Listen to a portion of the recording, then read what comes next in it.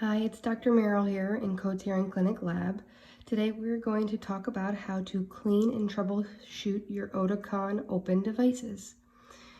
If we take a look at the device, this is your right hearing aid, as you can tell by the red markers on the receiver as well as on the body of the device.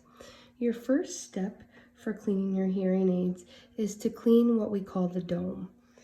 You can take a brush that was given to you at your fitting appointment or a cloth. What you would do is you would just take it lightly and clean off the dome part itself, as well as the body of the hearing aid. These holes right here are the microphones, and sometimes they can get dust or debris in them. So just wiping it off, or also taking a brush and brushing very lightly onto those to prevent the clogged microphones. Also, you can take the brush onto the dome itself.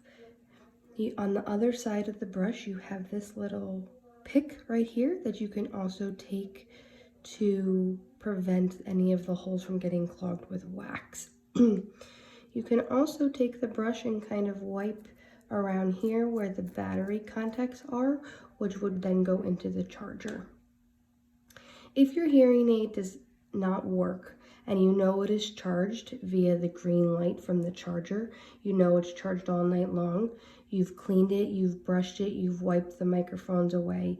One other advanced troubleshooting skill is to change what we call the wax trap. Underneath this dome is a filter. So what we do is we will remove the dome, and you will see this little white filter.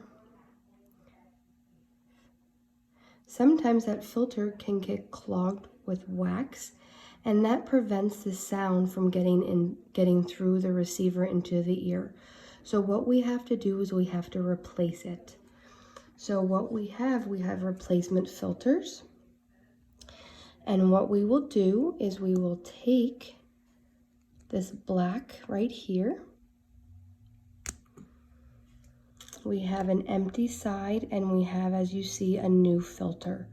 So what you do is very carefully, you take the old filter, you put the empty side into it, push down, lift up. Now you have the dirty one here, and you have the clean one on the other side. So you will then put the clean one in, and you can now throw this away. Then what you have to do is you have to put the dome back onto the device. So you see a little hole that would match up with where the receiver goes. You line that up, make sure it's snug on there, and it should start to work. Again, brushing it every night should further prevent the wax trap from getting clogged. Some patients never have to clean it.